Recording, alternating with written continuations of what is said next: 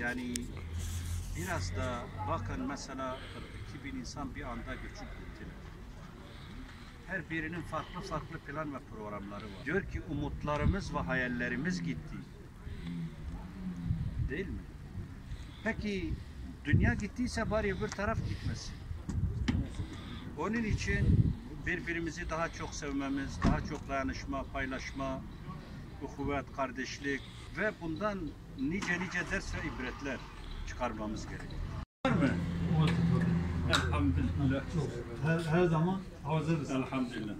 Rabbim bir daha bize böyle bir musibet yaşatmasın. Vefat edenlerimize rahmet. Kalanlara da sabrı cemil diliyoruz. Var mıydı sizin yakınlar? Yok, çok şükür. Bizimki bir şey. Elhamdülillah. Otur bir şey ikram edelim. Sağ olun. Allah razı olsun. Vefat edenlere ila ruhul enbiya ve murselin ve şuhada ve salihin ve kâfet ecmaîn. La ruhul merhumin lillahi'l-Fâtiha.